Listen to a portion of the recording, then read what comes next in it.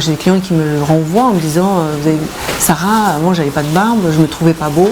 Ben, aujourd'hui j'ai une barbe et ben, je suis beau. Tous ces poils qui sont un petit peu ce qu'on appelle les hors-pistes, on va venir les travailler avec de la cire. Donc je vais vous apposer un petit peu de cire traditionnelle et on va venir arracher le poil au lieu de le raser. Pourquoi? Parce que le fait de l'épiler, ça permet d'avoir un terrain propre plus longtemps. Aujourd'hui la société accepte que les hommes puissent porter la barbe, mais une condition, c'est qu'elle soit entretenue. Le poil, c'est comme pour nous les femmes, ça reste quand même une parure. Aujourd'hui, les garçons ont de moins en moins de cheveux donc, sur la tête, donc pour pouvoir compenser, ils portent le poil vers le bas et ça leur permet d'avoir une morphologie différente.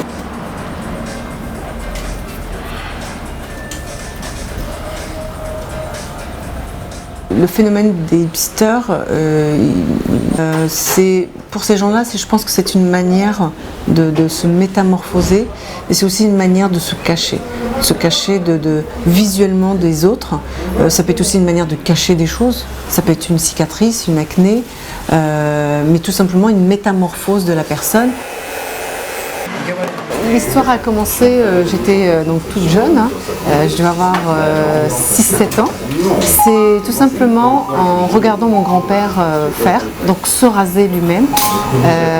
Donc on habitait à la campagne, c'était au-dessus de la maison et face à un vieux chêne, il accrochait un petit miroir et il avait ce rituel qui est donc de se raser, on va dire 2 à 3 fois par semaine en plein air et j'ai été assez séduite par le principe, le gestuel et le rendu. Vous avez un modèle? D'accord. Alors, je regarde juste par rapport au type de morphologie que monsieur, il a plutôt un visage presque fin et allongé. Il n'y a que ça qui est valable et tout le reste est dégradé. D'accord. C'est ça? Enfin, on le voit. J'ai trop de longueur aussi. Là, il y a trop de longueur sur vous et pas là. Donc, on peut essayer de se rapprocher. C'est une idée en fait. Oui, voilà. Mais à l'exactitude, non. Je préfère vous le dire maintenant. Et ce qui a fait, entre guillemets, ma force, ça a été le fait d'avoir ce regard de séduction vis-à-vis des garçons qui n'attendent que ça, d'avoir des conseils. Et le fait que je sois une femme, on dit un grand coiffeur, grand couturier pour femmes, c'est des hommes. Et aujourd'hui, inversement, la femme est capable de renvoyer ça vis-à-vis des garçons.